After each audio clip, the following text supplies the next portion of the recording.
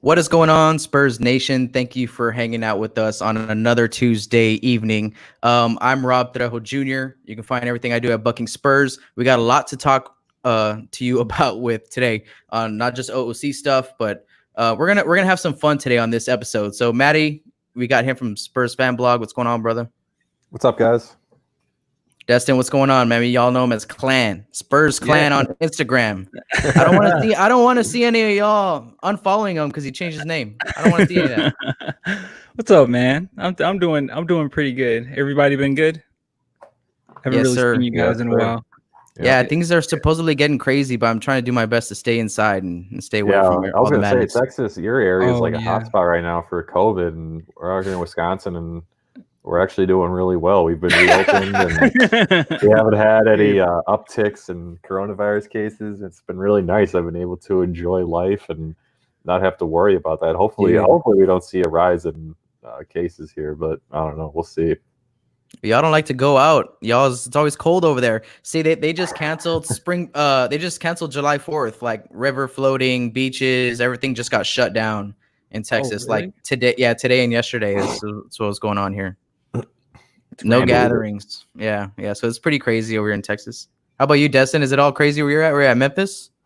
Yeah, no, it's not that bad. Like it's actually been pretty decent. Now, like when you go into the more country, because I'm in Arlington, so when you go into the more like country areas, like no one cares. So they're just doing whatever. But more so like in the Memphis area, like people are trying to stay cautious. But yeah, it hasn't been like a lot of things closing down like Texas, like nowhere near that, bro. Bexar County, you might think it's Bexar County, Bexar as San Antonio. That's the county of San Antonio.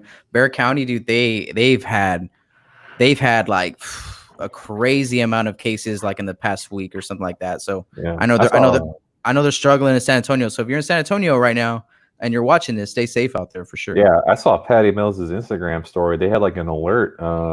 Residents of Bexar County got an alert, like hospitals are almost over full, like stay home. I mean, jeez, it's nuts. Yeah, I don't know. I was hoping we were past the peak, the worst part, but it doesn't even look like we're done with the first wave. It's just well, maybe y'all are over there in Wisconsin. Yeah.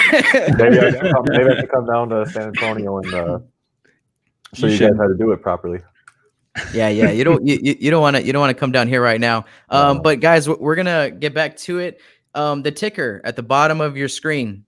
Okay, there's specific kind of instructions here for you to get your message on OOC Live. So put the hashtag OOC Live at the end of your question to get it on the screen at the end of the show. So we're going to do some housekeeping announcements first. So let's talk about our watch party calendar announcement. Okay, so first off, if you haven't gone to OOCspurs.com, I don't know what you're doing. You're on this. You need to be going over there real quick. So I'm going to go ahead and share that screen here with you guys so you guys can see what I'm talking about. The first thing that you see on our website is you're going to see our calendar. Our watch parties are now up on our calendar. If you go and head over to July, the first one is here at the end. San Antonio versus Sacramento watch party from 7:45 p.m. and 9:45 p.m. So take a good look at our calendar. I know I'm going to be there for the After the Buzzer show for opening night. So some of us might be there, some of us might not. But you can check everything that we got going on over here on our website. This is the end of the bench level.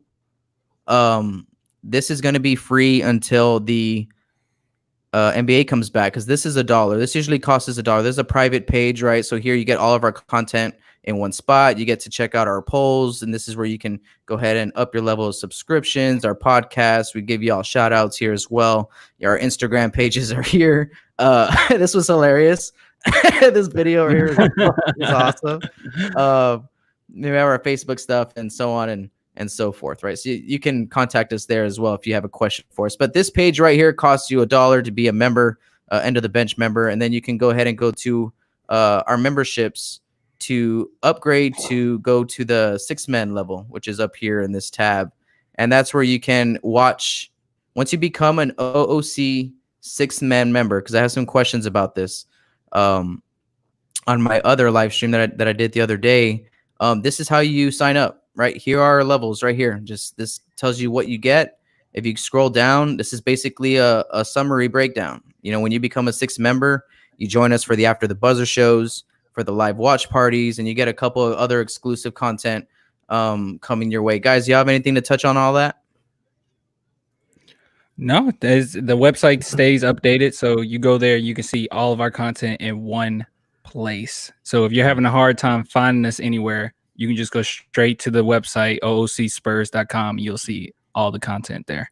Yeah, I mean, our website is basically our product. Everything we're offering to you guys is on there. And I know we've said this many times before, but I'll just reiterate. I mean, everything we're reinvesting to get you guys a better product, to get you guys better quality, so we can get better sound, better camera equipment. I know I'm kind of lagging here. I'm kind of the laggard of the group when it comes to the camera technology and streaming. I just bought this mic. I was wondering. I know that's a nice mic. I just bought it. Are you gonna spit some bars or something, man? Like, hey, somebody told us to drop the beat, so I may have to. I might have to do that. So yeah, but no, I mean, obviously, just if you want to stay up there with us, just head to our website. It's always going to be updated for you guys, and always going to be coming out with new content. All right, guys. So that's going to be it. If you want to find out when our watch parties are, you want to join them, become a 6-man member, you can go to OOCspurs.com right now. Look at the calendar on top of the screen to find out when all that is. I mean, follow us on social media, and you'll know as well. But this is what we're going to do for our After the Buzzer post-game shows, because we're going to be doing post-game shows for other NBA teams, not just the Spurs, right? So first off is the one opening night. We're going to do a post-game reaction to the Lakers and the Clippers game. I know I'll be on there. So go ahead, and I want you guys to get on Twitter. I want you to tweet us at OOC Spurs with the hashtag OOCATB. That's After the Buzzer, to let us know what games on the NBA rollout, and there's going to be a lot of games. There's like 2 weeks just full of basketball every day, all day. So which ones do you want us to react to? I know I'm excited to see that Utah OKC game. I want to see I want to see that Boston Milwaukee game, Milwaukee Miami. Dude, like some of those games, once they get back to playing after a few weeks of training camp, man, are going to be really excited to see. So we want to see those games too. We want to post game those games with you guys. So go to Twitter, let us know which games that you guys want us to cover. You guys got anything on that? No, I think you covered it for me. Yep. Likewise. Yeah, become a 6-man member to see all of our post games, to join us in our watch parties, man. It's gonna be hella fun. I know in our first watch party, we're gonna do a giveaway. We're planning a DeJounte Murray jersey to give away to you guys during the first watch party. That's something that we haven't announced yet, but we've been planning for. So as we get closer, we're gonna be promoting that as well. But you guys here that are watching this video, get the announcement first. So become a 6-man member, have a chance to win a DJ Murray jersey. All right, so let's get to the topics of the day. First one that we're going to talk about, I'm going to hand this one over to Destin. Damian Lillard gets the honor to be on 2K this year. Big deal? He's going to be on a good game. I think that 2K is so trash, because one year it's awful, and then it takes like 2 years for it to be decent. Them coming out with a game every single year is ridiculous to begin with. But he's going to be on a good game because the last one was trash. So good for him. I know a lot of people say the 2K curse. It's more so a Madden thing, but some people say 2K curse. No. A lot of people were expecting Zion to be on it, but hey, he got the privilege of being on it. But I'm excited for it. You got somebody that's competitive, that's a really good player that should have a ring, being on the cover. So I'm actually excited for him being on it, if I'm being honest with you. That's cool. So was it made for the next round of systems that we got coming up, or not yet? Yes and no. It's going to be on both. But they were preparing for trying to make it for the next gen. More than likely what'll happen is it'll come out in October, I believe, on old gen, and then there'll be an upgrade. I don't know if they're doing, because I know there's a new thing that the systems are starting to do where it comes out, or the new systems are going to come out, and if you buy a game on the Xbox One or Xbox One, man, their names are crazy. Xbox One or PS4, then you'll get a free version of it on PS5 and Xbox Series X. So it might be free. So we'll see. But yeah, that's basically what's going to happen. It's coming out on the old console than the newer one. Yeah, I think that's going to be a big push behind the game. I mean, I haven't played 2K in a little while. So, Matty, what do you think? I actually got 2K for the first time. I actually have it right here. For the first time ever? Yeah. Which one? Show us. Which one is that? Show us. Who's on the cover? AD? Yeah, I was always a first-person shooter, like Call of Duty. I always grew up on those. Me and my friends always used to play the quick scoping matches on Black Ops 1. I still play Black Ops 1 sometimes, but I got 2K20, and it was actually pretty fun for a while. But then my season started, and once my season starts, I don't really play any video games. And then once I put my Xbox down or my Xbox controller down and walk away from a game for a while, it's hard to get back. But I was actually not disappointed, but I was hopeful that they would give it to either like Tim Duncan or Kobe Bryant for the cover. I think Kobe already had the cover, obviously it would have been a great tribute, but it also would have been really sad. So I would have had that.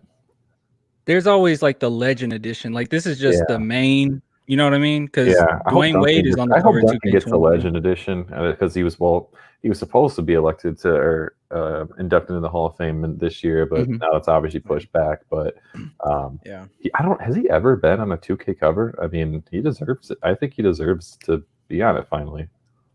Has he ever? I don't think so. I know Tony Parker was on some live games. Yeah. Tony Parker got on one.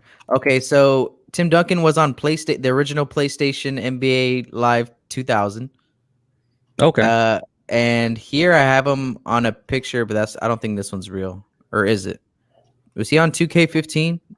No, I know he wasn't. That might have been right? Durant. Was that Durant? Durant was 2K14. And he was on the cover of March Madness 98 for PlayStation as well. Oh, wow. I have to go pick that up. I have a PS2 at my mom's. You need a PS4, man. They're about to give everybody that has a PS4, they're about to give you like free 2K20. So you should have just got a PlayStation. But I'm just going to keep saying that. Yeah, we're not having this argument here. I'm Team Xbox. It's a pride thing at this point. I can't give it up yet. All right, so shout out to Damian Lillard getting that cover. I know it's a big deal. Like a lot of kids play, and so like for your fan base and just for your brand, I know getting a cover on 2K is big up. So yeah. All right, cool. Are you good? No, I was just gonna say there's gonna be more people on the cover other than Dame.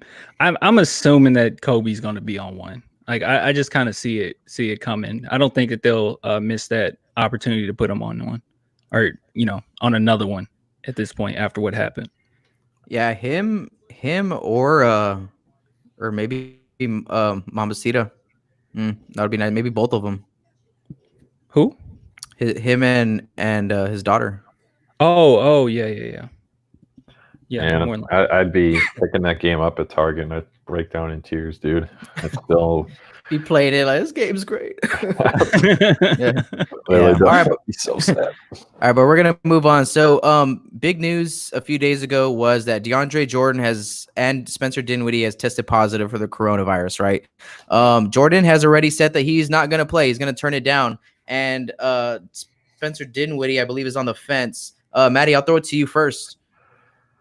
Do you care? I will care if this is a reoccurring pattern that we see. I mean, this is my concern with the league coming back if they're going to be in this bubble. If one player tests positive on a team, they're obviously going to have to quarantine.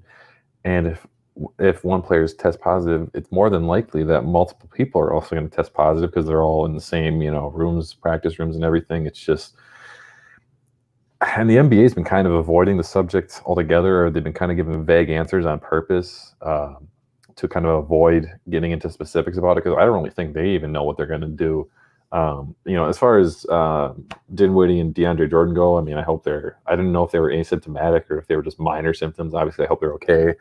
But I'm really concerned about the NBA coming back at all, because I just have this feeling that they're going to have so many players that are going to be testing positive that they're just going to have to eventually pull the plug. And I mean, don't get me wrong, I'm very excited for basketball to be back. I'm super stoked to watch our Spurs play and just the NBA, like the games we were talking about earlier. But at the same time, it's like, if this is the pattern we're seeing, I mean, it's going to be a really short restart, and we're just going to have to move on to next year. But again, we will see what happens.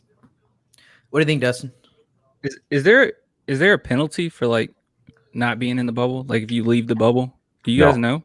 No, there's no penalty. Wait, like if you go into the bubble and then like you go and get a taco or something or a burrito, and then you come back, all this. Yeah. Hey, why does it got to be Mexican food, Rob? Go and get a taco and come back. Anyways, so I'm pretty sure there are consequences. I'm pretty sure if you leave, they're not going to want you back. They're gonna be like, dude, that was your fault, and you're going to hurt your team. Because I know that's. Do you bring that up because of Stephen A. Smith? Yeah, the Stephen A. Smith thing, but not only that, I was just thinking, if you do have the virus or you end up having it, like going in, no one's gonna have it, right? Mm-hmm. So that's kind of the idea of this whole thing. No one's gonna have it. Mm-hmm. So as far as thinking about other people can, spread it, I don't know if that necessarily be the case if no one has it, but you never know with the workers that's going to work there, the people that's going to serve them. So I don't know. Mm-hmm. But as far as this case right here, man, we're seeing it everywhere. Like I know Jordan and Dinwiddie are some of the big names, but I mean, they just announced today that 3 Pelicans players have it. I'm shocked, happy right now, but shocked that we have no news about Spurs players having it, because it seems like every other team has it at this point. And that was the big thing about starting back. The big thing was, is it worth it? And I said beforehand, no, it's not. It's not worth it. But right now, since it's going to happen and it's going to happen, I'm just going with it. Like, I'm cool with it. Let's just go with it. But it is concerning. And it looks like, I'm assuming these players that have it, a lot of them are probably not going to go to the bubble to begin with. So I'm just getting ready for an NBA without a whole bunch of the talent that we're used to. I'm just getting ready for that. Whoa, really? What happened? Oh, Jakob said he's taken 11 tests for it. He said that? Dang. Good Lord. It's not fun. I can speak from experience. Yeah, and I know Ruru put this up too. I'm going to give Ruru another shout out. Denver just shut down their player facilities, right? So they're going through a lot too over there in Denver, and their players are being restricted. So, I mean, they're supposed to be already heading out soon. I believe this week, right? This first week of July is training camp.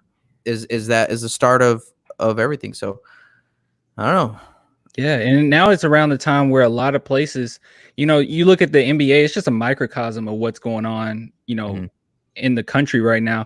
And a lot of these places, like you say, you're in Texas, it's ramping up, Arizona, Florida, and a lot of these players have, homes in these places, and they travel all the time. I mean, they have the income to do that. So, yeah, they're going to have, it's going to be a lot of players that have it. I wouldn't be surprised if, more cases come out, but it's going to be I just have a feeling it's going to be very thin as far as the talent that we see. I mean, at this point, I said this the other day, like Avery Bradley is out. Now we got J.R. Smith. Like that is a big jump. And I feel like it's going to be a lot of that going on. I mean, us lose L.A. I mean, it's not due to the virus, but lose L.A. and we got Zeller. It's going to be a lot of stuff like that, I think, throughout the league. Yeah, and I think the league is prepared for that, and they planned for that. I think they're willing to let a couple of players. They know that it's going to be a different product, and that's fine. We're going to try to finish this thing out anyway, and that's why I think the NBA really wasn't scared at all when Kyrie was like, "Oh, I'm not going to play, and I'm going to start a movement and try to get other players also to do what I'm about right now."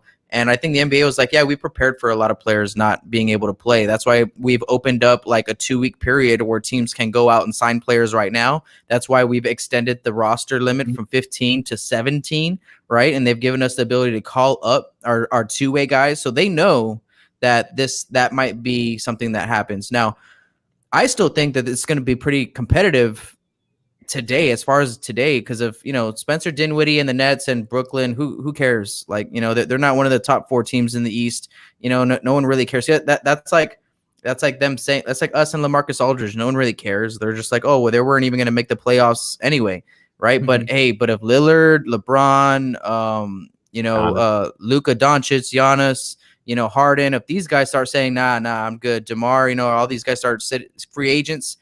We still don't know what the trend is going to be for the free agent class. We saw Davis Bertans. We talked about that last week. Opt out to protect his future. So I don't know. There's a lot of concerns here, but we'll just have to wait and see. And yeah, it looks like they're doing a lot of things where, because Kyrie's main argument for it was it's a distraction from social justice, but even the NBA is coming out saying, hey, we're going to be advocates for it. It's going to be in your face, and hopefully we'll get more donations, and whether you're watching sports or not, you're not going to be able to ignore it. So I think the NBA, like always, as long as I've been watching, have made the right steps or good steps. Yeah, so, absolutely. Yeah. I'm all about it, man. I'm excited, and I know things are getting crazy. I know, like, every time I turn on First Take, they're talking about, like, the cases in Florida are going up, and that's where we're going. But I feel like, hey, they've put a lot of thought into this plan, and now it's up to the players and the staff and the coaches to do their part and stay inside and not get infected. Like, whatever it is that their organization is telling them to do, they have to do, which kind of makes me want to talk about this next question. Let's talk about the Stephen A. Smith thing a little bit.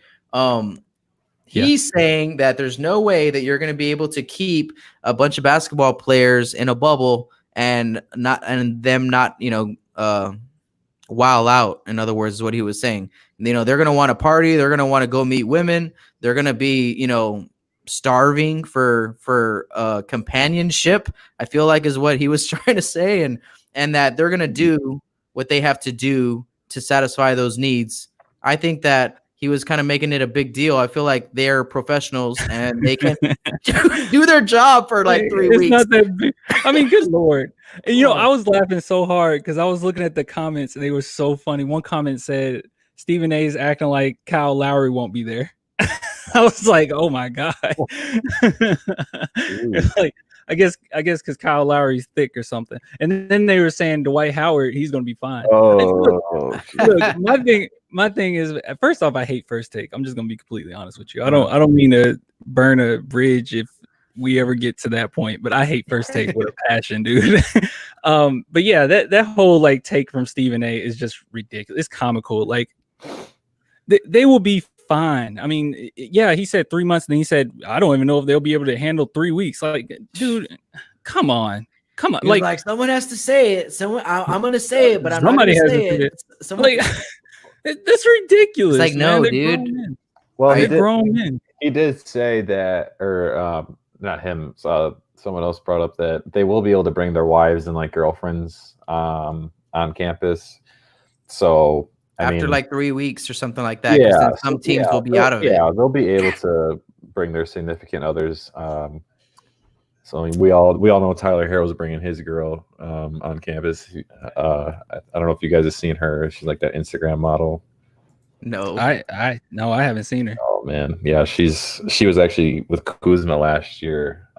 What?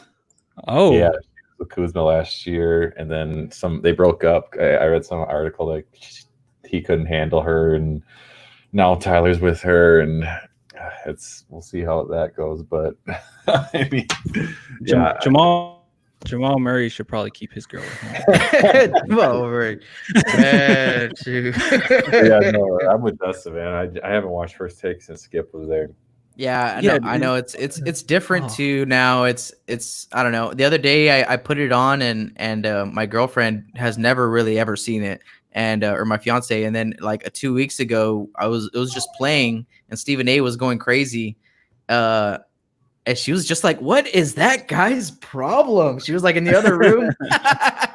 It's because the writers tell them to go crazy to boost their ratings. And Molly, I don't know if this is going to be this type of session or section of our video, but Molly's like the worst, man. Like I can't, I don't understand how she has. Dude, she sucks, man. Like she is not a moderator. I don't know what it is about Molly. Like I don't know why she's still there. Is it because she's with Jalen? Like I don't understand it. She is awful. She interrupts. Yeah, dude, what happened to her? Like she interrupts every single session, like every single one. Every single time Stephen A is getting ready to go off, she has something to say. Or if what's the other guy's name? Is Max Kellerman?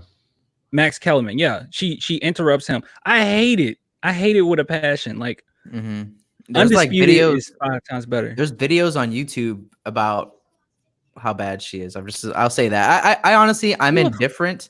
I really don't. I don't think she's great. I don't think she's bad. I think she's just there. But I know what you're seeing because I've seen those videos. Like they've come across my screen. Yeah, man. Yeah. I'm a big Cowboys fan, and I remember the time that Zeke was getting in trouble for like certain stuff, and she threw him under the bus without listening to anything. Like it was so bad the way she did him. And since then I was like, I'm not a fan of Molly. And as time went on, I watched it more. I was like, I can't watch this because of her. Like, and I'm not a huge Max or Stephen A person either, but she was the main reason where I just like, I just gotta look somewhere else. Undisputed is far better than me. But that's just me. I don't know. Undisputed, all those shows are just not reality. They're shows, like they're TV shows. It's literally like scripted, and it was like literally I think it was last summer.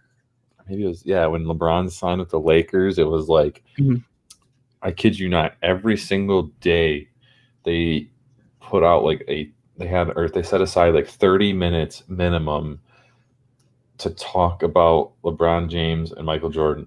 And I kid you not, this was nonstop every day for an entire summer. And it was like watching the same show over and over and over. And I'm like, Matty, they did that all summer. I don't know if you watched any. Yeah. Oh my God, dude. Like during the Last Dance, I was like, okay, let me just see what they have to say about it. Like how great Jordan was. Wasn't Jordan great? And they still came up with like LeBron arguments and LeBron conversations through the entire Last Dance documentary. Like it was ridiculous. It's like, how can you even, first off, you can't compare them. That's number one. But number two, this guy has retired for like 20 years. Like, why are we still talking about this? It just blows my mind. It really drives me crazy.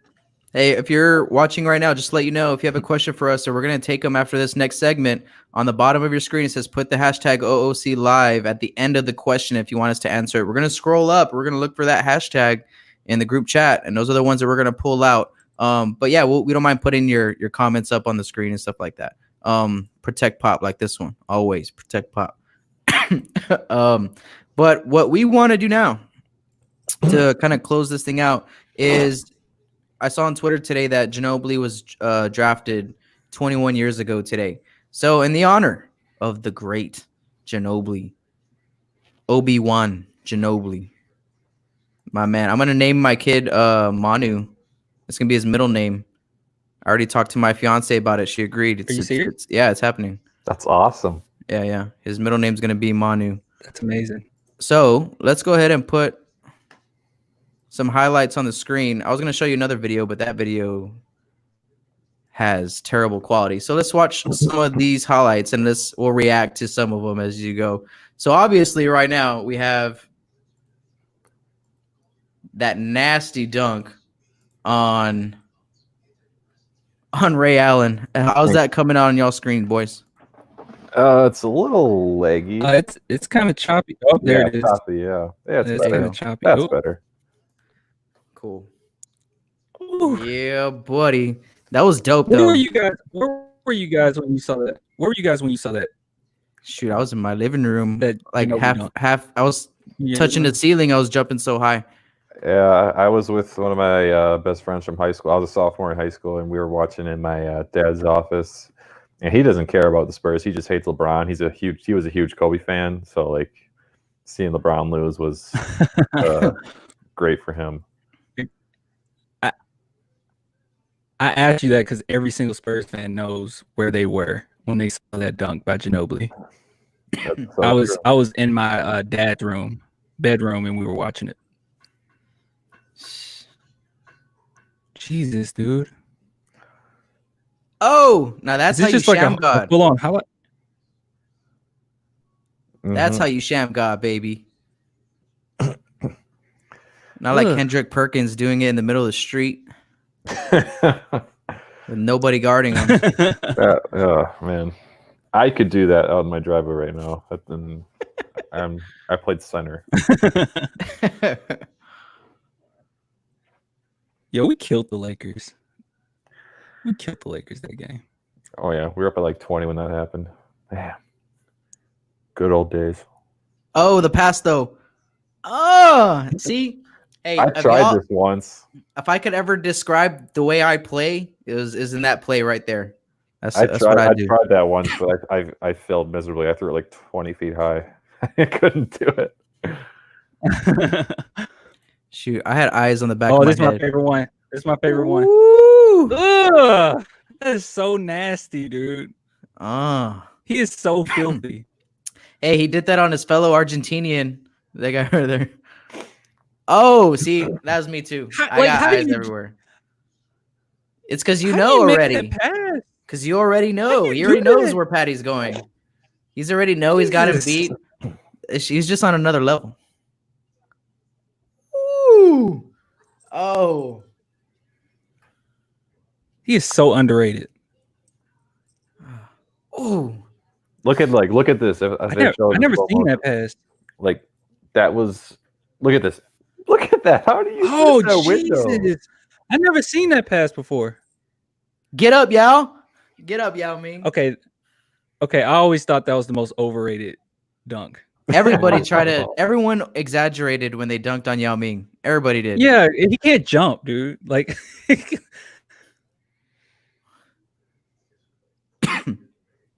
y'all remember Brad Miller? I remember that one. Y'all remember Brad Miller? Oh yeah. Gets hurt in the All-Star game. Bitch. Dude, that's so he's nasty. So good.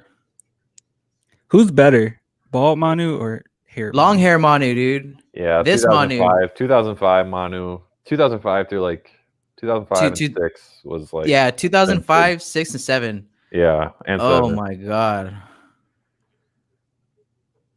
I prefer that Manu right between balding and the long hair. This is where Kevin Durant became a man, went from a boy to a man. A lot of people don't to a boy. A man to a boy. A lot of people don't remember, but there was like 3 or 4 years of the Oklahoma City Thunder just not being able to get past the Spurs when they were young. This was one of those years. It was like they had a really hard time. They had a hard time with the Lakers too.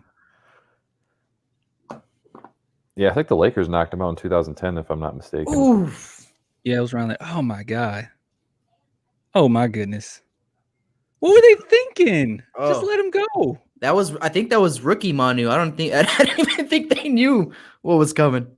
Man, I would be so pissed off guarding Manu Ginobili. Dude. Oh yeah. See, double overtime, like last possession. Who else do you give the ball to, man? For the win, baby. You always wanted it in his hands, not even Duncan's. Yeah, or Tony's. Yeah. Tony would be over there in the corner. Mm-hmm. Ooh. Oh, shit. I never seen that. Oh my god. What? Like, where have all these highlights been? I don't remember that. Man. Liz. Okay, I remember this one. Ooh. Yo. I love Manu. He'll dunk on you or do something that's just so demoralizing and just not have an expression. Oh, this was grandpa juice, Manu. I lost my voice after this. Dude, yo, this was awesome.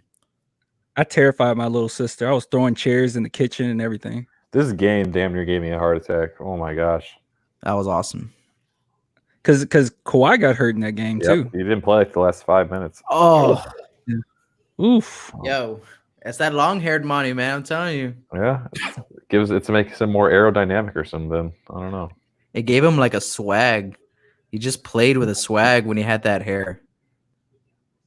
He really did. I had those shoes. Those shoes he had in that dunk. I had them. Oh man, I remember staying up super late for this game too. Dude, this was another double overtime game. Look, double overtime, 2 seconds left. Bam. 2013.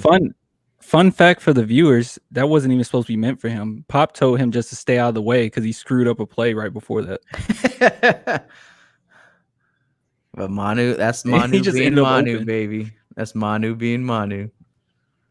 All right, so that was fun. That was in honor of Ginobili. We drafted him 21 years ago today, like second round, whatever, 48th pick, whatever it is. I'm going to name my middle son's name after that guy. Love that guy. That's going to be awesome. All right, you guys got anything else? Ginobili's my favorite player of all time, and I cried when he retired. I didn't think it would come to that, but I watched it live. His ceremony, his retirement ceremony. I cried like a baby that whole live stream. It's still up. No, I couldn't deal, dude. I couldn't deal with it. True story. Actually, my freshman year of college and my first year playing basketball in college, I started off hurt, and eventually I worked my way into the rotation, and I was playing like really well. And I was like this, and I was like the sixth man. I was the first man off the bench, and I was playing super well, and the team started to play better. And the coach is actually like, the head coach pulled me over and it's like, hey, like you're playing really well lately. The coach has been talking about, putting you in the starting lineup, but it's like, we really like you coming off the bench right now. You're kind of like that Manu Ginobili for us. And I was like, that's the nicest compliment. That's the nicest thing anyone's ever said to me before. That's the best compliment you could possibly have given me. And plus I'm a lefty, so we're the same. That's awesome, man. Yeah. Except he's just a shooting guard god, and I'm just a 6'3" pasty white center. I mean, you guys know this. Like, I'm from Memphis, so I'm not from San Antonio. The only reason I became a Spurs fan was Manu Ginobili. Like, I was such a big fan of his, and then I just gradually started learning the other players, and I became a Spurs fan from there.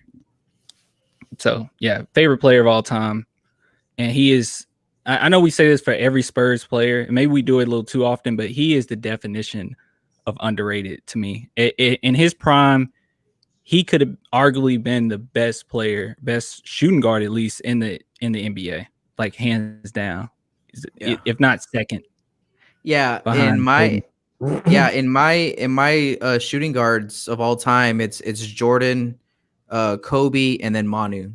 A lot of people forget, and I think that's unbiasedly fair.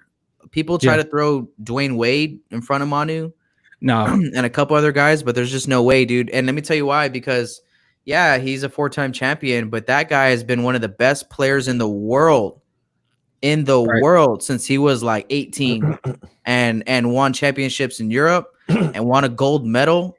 You know what I mean? He's one of the best Olympians of all time in FIBA games. You know what I'm saying? What his FIBA resume is unfreaking believable, bro.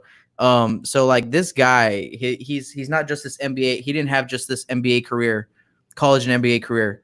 It's like, no, dude, he had an unbelievable career. He's one of the best shooting guards of all time. The only reason why I put Kobe above him and is because Kobe had to do it like with the load, like we talk about Manu sacrificed the load not to be a starter. He was cool coming off the bench, all that. And that's why, and it's just different, I think, when they put it on your shoulders, like Kobe or Jordan had to, like, really just it was all on those guys. So I give them the edge over that. But Dwayne Wade won his first one with Shaq, Alonzo Mourning, Gary Payton, all these veteran dudes, and then Jason Williams, remember all that? And then and then the next ones that he won were with LeBron, and that's it. And Bosh. So and Bosh. So you tell me who's the better shooting guard? He has a gold medal too. on that redeem team, but he doesn't have the FIBA resume. I don't think, and I factor that in when I factor this in. I don't know if y'all. Yeah. And Manu Ginobili, he just like we already said it. When you need a shot, you go to Manu Ginobili. Statistically, maybe you can make an argument for other guys, but the thing about Manu Ginobili, in my opinion, is I've said this before, and people said that I was crazy for this. If I had to create a team and I had, a few of these guys in front of me, if I had, LeBron James and Dwayne Wade and Manu, and I had to create a team with one of those guys in their prime, I would just go with Manu because I know he's going to give it 100% on both ends. It's going to be contagious. And if the game is close, I got a chance. And, when it comes to, I don't mean to make this LeBron argument, but if it's LeBron, he might pass it at the end. And as far as Dwayne Wade or Manu, I think Manu's more clutch than Wade. So at the end of the day, Manu Ginobili is by far my favorite player of all time. And you putting him in your top 3 as shooting guards, I don't think there's anything wrong with that. And people that disagree with that just didn't watch enough Manu because they didn't watch enough Spurs. Yeah, I cannot disagree with anything you guys just said. I want to hit up Ruva's question here. Are y'all excited to see what level Lonnie Walker is going to take after cutting his hair? I'm just excited to see what it's going to look like. I'm excited just to see him play again. I really hope that this is an opportunity for him to actually get a real opportunity, not just 10 minutes here, 15 minutes there, 8 minutes, 25 minutes, like an actual consistent minutes distribution for him, 20 to 25 minutes minimum, and just let him loose. And I think Destin, you compared him to Manu, didn't you? Yeah. Just from, energy standpoint coming off the bench. And he's one of those guys, like the reason why I always compare him to Manu, not because, they look the same when they play or anything like that, but every single time that I watch Manu play, as many games as I've seen it, just like you showed these highlights, a couple of these I've never seen before. Every single time I see Manu Ginobili, there's something he does in a game where I'm like, I've never seen any player do that before, or I didn't know that you had that in your arsenal. And I see that with Lonnie Walker all the time. Every single game I see with him, if he gets extensive amount of minutes, there's something where we're like, where the hell did that come from? We didn't know you could make that type of pass. We didn't know that you could, do that type of crossover. We didn't know you could be that smooth in the air. Like every single time there's something different about him. And as far as the question from Ruru, his hair being cut, it's a lot of weight off his shoulders, not literally, but figuratively, or, however you want to put it. Because he also said that, we all know the story, but some stuff happened to him when he was younger. And this was a way for him masking that pain. I had no idea about any of that. And I'm sure no one did. No. So by him saying that, it is a big chapter. It's a big step. And I'm excited for it. I think that he'll play even more freely knowing, that weight is off his shoulders. Yeah, I think Lonnie Lonnie Walker, the person, is going to be bigger than Lonnie Walker, the player, because he's just so his mindset is just so bigger than basketball. And that's why he's such a beautiful fit with the Spurs, because that's the way the Spurs are. The Spurs are all about leaving what happens on the court, and then trying to go to dinner and have a nice dinner and talk about each other's lives and families, make sure, all that interests and all that stuff beyond basketball. That's what the Spurs do, and they practice, and Lonnie Walker is one of those guys. And let me say this really quick. It's gonna matter, Ruru. His hair being off is gonna matter, because I don't know about Matty. I played back in high school. We all played. Little things matter in your game. Your shoes, your number, your hairstyle. If you wore the arm sleeve or not, or if you're written on the bottom of your shoe or not. All those little things make a difference in the way you play. And sometimes it happens subconsciously, I think, because I remember when I played, I would always want to wear number 5 or number 10, because Jason Kidd was my favorite point guard, and 10 is just like a pure point. That was my dad's point guard number. But I remember there was a few games where that jersey was taken when I was sub varsity, and I had to wear like 23 or 15 or some shit, and it just wasn't the same. It just was not the same. I couldn't get my mojo going. I just couldn't, and there was another time where I ordered the Jordan 19s. I don't know if you remember those. Those are one of my favorite shoes to play in. But I remember when I got those shoes in, I played on another level and I didn't even know why. It's just I had the shoes, so sometimes making just a small change, like that's a huge change for Lonnie, cutting off that pineapple. I think it is going to affect his game. I would try to predict that it's going to make him better, because playing with long hair, and I'm not African American, so I don't have the fro like that, but I used to have long hair when I played too, because I graduated in 07, so I played through Manu long hair, and I played through that, so I would always try to mimic him and stuff like that. So I had long hair when I was in high school, and I was playing. I would wear like bands, but it would get in your face, and then when you cut it off, it's just like a whole other freedom that you play with. And I think Lonnie Walker is probably going to play with a little bit more tenacity, carefree, with his movements and his aggressiveness. It's just gonna, like you said, be like a weight lifted off his shoulders, metaphorically and physically. Yep. I think it's gonna affect him in a big way, and in a positive way. Yeah, it definitely happened to me. I know it happened to me. Like, I know exactly what you're talking about, because I used to have super long hair, and I didn't play basketball, I played soccer. But as a kid playing, soccer, and had really long hair, I mean, you are faster once it's cut. I mean, it just is what it is. Once you cut it, you do feel faster, and you are faster. And that is a lot of hair that he had going for him.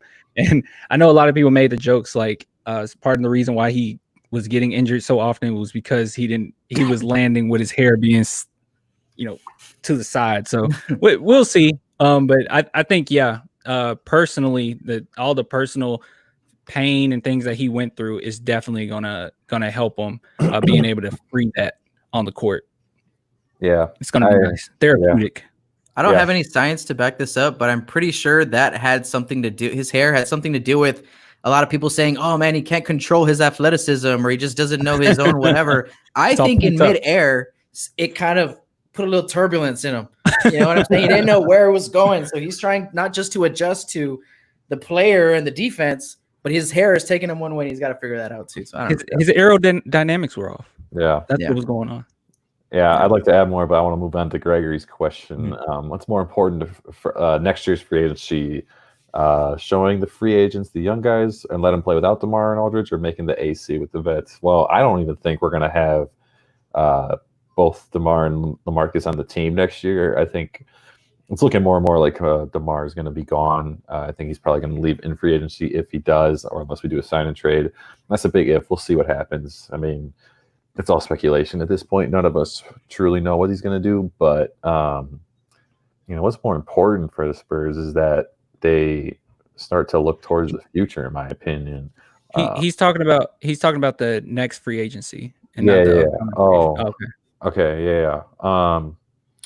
next year's free agency is going to be crazy, because we're going to have Patty Mills is going to be a free agent, Rudy Gay, LaMarcus Aldridge, Patty Mills. I got Patty Mills. Anybody else I'm missing? So Rudy? Did we say Rudy already? That's it. I said Patty, Rudy, and LaMarcus. So basically, at this time next year, I mean, all of our veterans are going to be, on the free agency market, and it's going to really show what the Spurs' priorities are.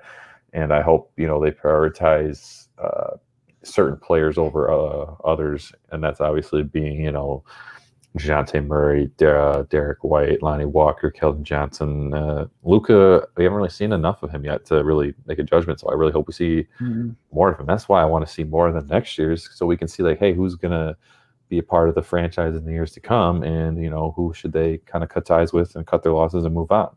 So I don't really think we have anything to gain by trying to just weaken the 8th seed with the veterans and just hope we can continue that playoff streak, although it's probably going to be over after this because we're not making the playoffs this year.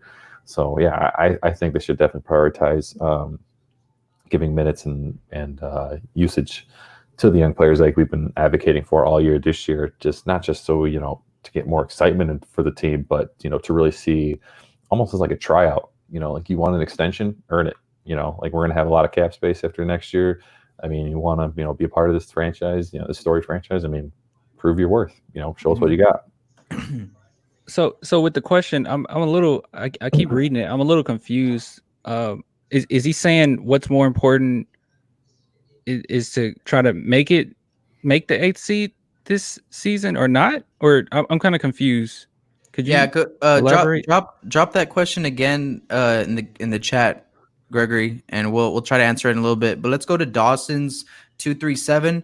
What do you think our record will be in the 8 seeding games? And also, which players should we target most in the upcoming free agency? Let's we talked about free agency in a mailbag episode, Dawson. Go back, scroll down through our videos, and we talked about we did like a whole free agency mailbag edition. So we got plenty of content there on that. But this is something that we haven't really talked about in these 8 games. We know who they're officially against now: Sacramento, New Orleans, Utah twice, Houston, Philadelphia, Grizzlies, and Memphis Grizzlies. All right. So first off, we have Sacramento. And okay, so what do y'all, if y'all were gonna put a record on it, what do y'all think? We'll start with you, Matty. I've been called a pessimist. When it comes to my favorite sports teams, I see 2 wins max, just to be blunt. Damn. Against who? Who do you put those against? I would honestly have them against like a really good team like the Jazz or Sixers. Like that's just how this team is. Like we're just really good against random teams and then really bad against bad teams. So, but this is the interesting. It's all playoff teams or borderline playoff teams. So who knows? Maybe we play up to the competition. But usually one of those guys that does that is LaMarcus Aldridge, and now he's out. So that's gonna be that's why that's a bigger loss than I think it would have been if it was just the regular season. So I say 2 and maybe 3 and 5. I'll go 3 and 5. Let's say I'm going to go Kings, Sixers, and Jazz. So you say Kings, Sixers, and Jazz. Okay. What do you think, Destin? Okay, so with what's going on as far as this hiatus that we've had, I believe that our coaching staff is going to have it right, or whatever they're going to do, or whatever they figure out what they want to do. Now, as far as the rest of the league is concerned, a lot of teams are losing a lot of players. Yes, we've lost 1 thus far, but even the Sacramento Kings, it might be 3 players that don't show up to the ball, and those are big players for them. And it seems like it's the same thing with the rest of the teams too in this 8 game stretch. So I'm going to go with 6 and 2. 6 and 2. Okay. I feel like 6 and 2. Wow. And I feel like there's one team we're going to lose to, and that's Utah. Like, I feel like we're going to lose to Utah twice. And I know someone brought up to me that we've beat Utah this season, but I don't know, man. We got our asses kicked. Sorry. We got our tails kicked. Sorry. It's okay. From Utah without LaMarcus Aldridge. When LaMarcus Aldridge wasn't there, man, they whooped our nut. They whooped our tail. Wait, what was that? They whooped our nuts. But yeah, going against Rudy because Rudy will be there, right? Yeah. Rudy be yeah. He's got the antibodies built up by now. Yeah. Rudy's probably the best shape of his life. I know, man. Yeah, he's gonna murk us. But what do you think, Rob? So here we go. We got Sacramento, we got Utah twice, Philadelphia, Denver, Memphis, New Orleans, and Houston. I think that we're gonna drop an L to Houston. I think we're gonna lose to Memphis because I just think they beat us 2 out of the 3 times we played them this season. Without LaMarcus Aldridge, I'm not too sure on that one. I actually feel confident against the Jazz, so I'm gonna say that we're gonna split there. I think Philadelphia is probably gonna take us. I think we can handle Sacramento. Let me see. So let me see. That's 1, 2, 3, 4. Then we have Denver. Man, 5. So I think we go 3 and 5. Denver. I think that's what I'm putting aside. I think we're gonna take care of Sacramento. We're gonna beat Utah once. And I think we can handle New Orleans. I actually feel I'm not scared of New Orleans at all. Okay. So what was your record? I didn't hear it. 3-5. Sorry, 3-5. Damn. Okay. God, guys. Damn. Yeah. You're always 2, 3, and 5. You said the Spurs would be a 2 seed this year too, so you know we could have been. we very well could have been, no doubt. So Tavarius asked a couple questions. I wanted to get to this one. What if Forbes goes to Orlando and starts lighting it up, and the Spurs re-sign him? I mean, we've talked about him a lot in the past, and it seems to be the consensus, at least I think, that if Bryn is going to be on this, like Bryn can be on this team and a part of this franchise for the future. He's a 40% 3-point shooter on a roster that just doesn't have that many anymore, especially from last year losing Davis Bertans and one of the best 3-point shooters in the league. I have no problem with him being on the team, but it has to be in a limited capacity. Like, it has to be that 10 to 15 minutes type of role off the bench, knock down a couple threes, give us a jolt, kind of be like that. We used to call our bench the juice because it would just bring so much energy and provide such a spark. And I think he could have that type of role. And if he's, if he can excel in that role, then I'm all for keeping him. He's someone he's obviously an underdog story going undrafted, and I think he obviously loves the Spurs for taking a chance on him. I think he'd be loyal to us. I think he'd take less money. So I'm not opposed to keeping Bryn Forbes. I'm just not. I need to see less of him if he's not shooting well, if that makes sense. If he's playing 30 minutes a game and scores 3 points, that is a travesty on the coaching staff. Like, that's just cannot happen. What do you think, Destin? We're really hard. We're really hard on Bryn Forbes, because the thing is, man, if you take like our old teams, some of the old Spurs teams, and you take even, let's say, Matt Bonner. Like, we think about Matt Bonner, everyone loves him. Everyone is crazy about Matt Bonner. Now take Matt Bonner and run your offense through him every single game. People will be tired of him and ready for him to go. And I think that's the thing with Bryn Forbes. We just have to, I don't even know if we have to, but we run the offense through him at times. Like, a lot of the game when he's out there, it's a play for him. So I understand, like, when people have concerns with Bryn Forbes, but like Matty said, it's not necessarily Bryn Forbes. It's the coaching behind it. Like, it's too much playing time for him, and him in the future, it'll be fine. As long as you just take him off the bench, let him come in with, a little fewer minutes, we'll be fine. And another thing with Bryn Forbes too, you want a guy like that on your team. And I know we don't see it right now because we're losing, but you want Bryn Forbes. He is clutch. Just trust me on that. The guy is clutch, and he's going to make some big plays if we get the right guys out there playing the right minutes. He'll do it. Probably one of the toughest minded players that we have on our roster. Tough, works hard, harder than everyone else. I'm not going to echo what you guys said, but best case scenario for me, Tavarius, is that he goes into Orlando and he's like unconscious from 3, like he's just, it's like he's in a gym by himself. He doesn't have no fans or whatever, blah, blah, blah. Now I will say that, in the stands, swaying him or whatever. I will say this though. I want him to get better. Like, he's good right now. He like, I don't want him to leave our team, whatever, but I think it's fair to ask him to figure it out on defense. Like, Patty's figured it out. Patty's figured out how to be a small player in this league and be a great defender. Pat Beverly has figured it out. I know those are two different types, but small guys that are able to hold their own for the most part on defense in this league. It's not an easy thing to do. He's a little bit to be a smaller guard in this league, but I have confidence in Bryn. I think that's going to be it in the chat room, right? I don't know if we have any more. Rue had one question I saw on Popovich here. Let me pull it up. Why can't I find it? Real quick, if you're watching, make sure to hit the subscribe button, the like button, and a little notification bell so you guys get notified every Tuesday night. Yeah. And Rob Gregory, after this one, we probably need to do Gregory's. He redid it. Oh, we can actually, cool. Guru, we'll answer this quickly. Just go to our Insta story. We actually, I brought up the question because someone actually asked me what they think. Yeah. What do I think Pop's going to do if he's going to retire after this year, or because with like the Olympics, with that being pushed back to 2021, does that impact his decision? We talk about all that. For everybody in the comments, just go to our Instagram page and go to our story. We posted it.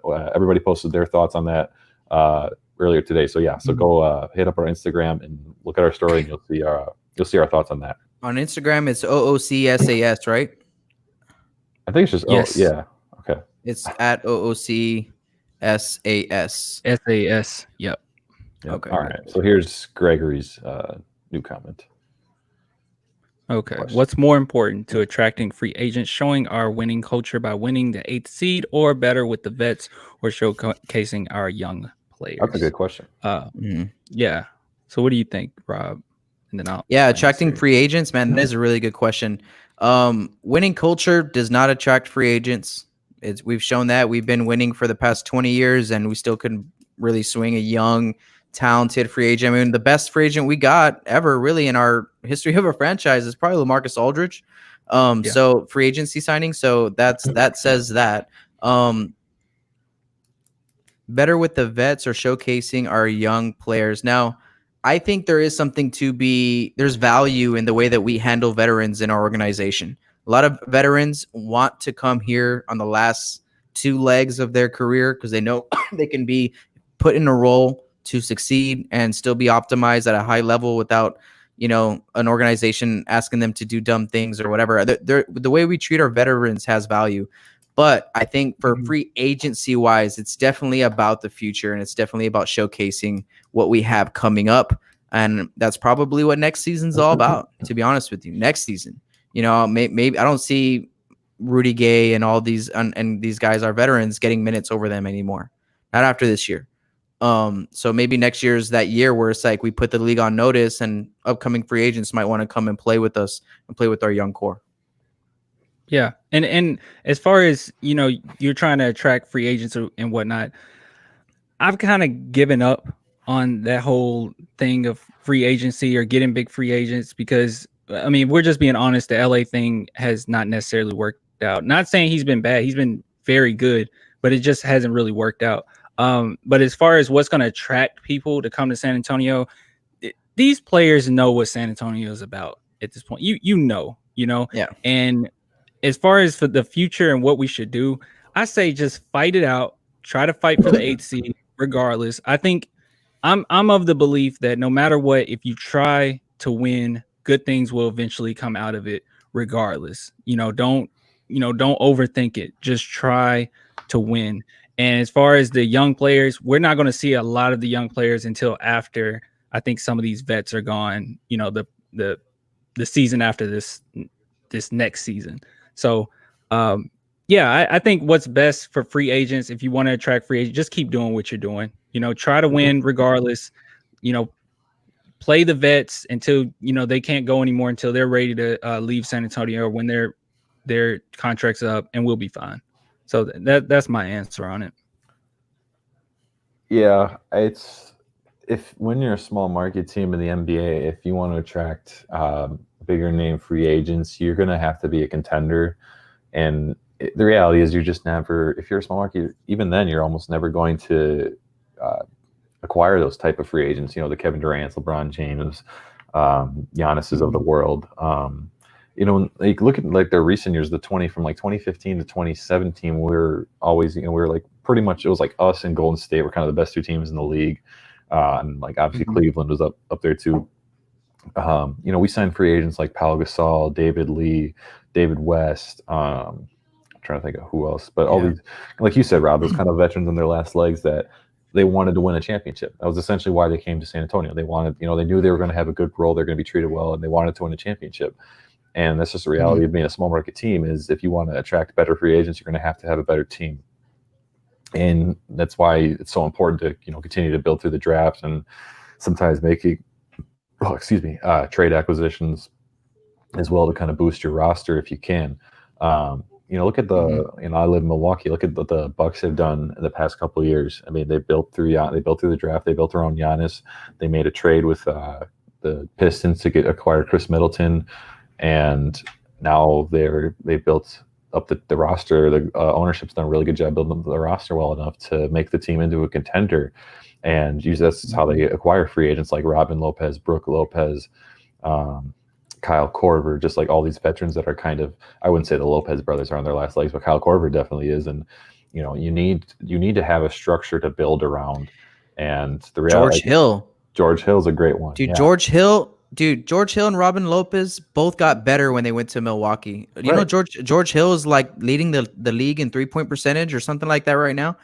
He was playing really good this season. And then Brooke Lopez, dude, just totally reinvented himself there. Yeah, and you saw a lot of that with guys in San Antonio. And then they would go to other places and they would, essentially kind of die out. I don't want to say die out, but they wouldn't have the same impact for any other team. And the Spurs just knew how to get the most out of certain players, and I think that's what was so attractive about coming to Spurs for those type of free agencies. Because the reality is, we're never going to get the Kevin Durant's, Giannis Antetokounmpo, LeBron Jameses of the world. They're just not. But check this out. There's a lot of similarities between the Milwaukee Bucks and the Spurs, San Antonio Spurs, and I'm talking not just coaches, right? Because Coach Bud, but in the market, right? They're both small market teams. Both aren't going to draw any free agents. San Antonio's not going to. No one's going to be like, oh, I want to go to Milwaukee because I love the city and I want to play there. I want to go to San Antonio because I love it and I want to play there. No, so we're not a free agent destination. Giannis was drafted and grown. Tim Duncan was drafted and grown. OKC is the same way. Kevin Durant and Russell Westbrook were drafted and grown. So in order for us, small market teams, to attract free agents, our young draft picks need to evolve and get to that level, right? Like Giannis did. It took Giannis how many years, Matty, to get to where he's at now? He's in his 7th year, I think. So I mean, really, I guess 6th year. Last year was his first year where his come out party. Yeah, pretty much. Yeah, so it took 4 years for him to get there. It takes time, but in order for a small market team to end up pulling all those free agents that Milwaukee was able to do once Giannis got to that level, once Kevin Durant and Russell got to that level, they were able to put all the pieces around them, all those free agents around them. The San Antonio Spurs did it too with our big three. So in order for us to attract free agents in the future, DeJounte Murray, Lonnie Walker, Keldon, Luka, DeJounte, or did I say DeJounte already? Our young guys, whatever, they have to take that leap. And it's not on them this year. It's not on them why they haven't. They haven't been given the reins like these examples that I've been giving you. But whenever they do, it's going to be up to them to ball out and to set the stage and to let the NBA know that our young crew is ready. And it's kind of like Denver was. You remember how Denver was like in the 9th seed for like 2 years straight? They made the 9th seed. They didn't make the playoffs. And then last year was the year that they finally got in and they had one of the best, but that's when Murray, Harris, Jokic finally came out into the scene. Because before that, Jokic was, he had already been traded once from from Portland, and he was heavy. He was not a league MVP caliber player for the first 2 years or whatever, 3 years of his, but the young guys grew up, in other words. Then Paul Millsap, you start bringing in all these other guys, right? The veterans to put them around them. Denver, small market team too, not as small as the other examples that I gave you, but great question, Gregory. And I think ultimately what I'm coming to is that it's going to come down to our young players when they're ready to make San Antonio attractive. Because right now we're all looking at it like, hey, we need a superstar, but superstars might be there. We don't know yet. They might be there. So, and I believe Luka definitely is there or is going to be a superstar along with Lonnie Walker. So it's just about patience, man. You just got to be patient. Yeah. Well, that's going to be it, Spurs Nation. Thank you guys for tuning in. Again, go to oocspurs.com. Check out our calendar on top. If you want to join us and watch Spurs games with us, we're going to be like this, just hanging out, reacting, watching Spurs games, and you can be in the chat room with us, and we can be having a lot of fun. Make sure to go to OOC Spurs to do that.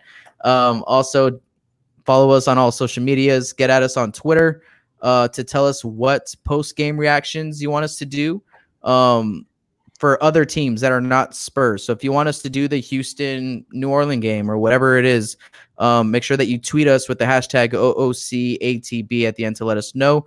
That's going to do it for us. I'm Rob Trejo Jr. from Bucking Spurs. Matty, why don't you tell everyone what you got going on? Yes, sir. We just actually head to our site at spursfanblog.com, and shout out to Harrison, who's not with us tonight. God only knows what he's doing and where he is, but he actually just wrote a piece on our newest addition, Tyler Zeller. He works out at UNC in the athletic department. Where Tyler Zeller went. He's met him. He knows him, and he knows all about him as a player. And he wrote a great piece on him. If you want to learn more about him, head to spursfanblog.com. Follow me at spursfanblog on Instagram. All our updates, all our new blog posts can be found there. All right, we also got Destin. Why don't you let them know what you got going on, Destin? Yeah, man, you can find me on Spurs Clan on Instagram. Me, Rob, and Matty was talking about this. Yeah, we end up losing losing a whole bunch of followers on it because I changed the name, and that happens like all the time. Whenever you change the name, people get confused. So you can go; it's still the same person. Go over to Spurs Clan, subscribe to that Spurs Dynasty, follow that, and also Clan the Spurs Fan on Facebook and YouTube. All right, guys. So if you want to know what Harrison's up to right now, let me show you. I actually called him right now. These are actual photos of Harrison at work. This is Harrison at work. Okay, so he's too busy to jump on YouTube with us. He's got other things. Which one to do. is he? He's all of them. He's all of them. All right, so Harrison, we miss you, bud. We'll catch you next week. Go Spurs Nation. Click the subscribe button below. We appreciate y'all. We'll see you next week.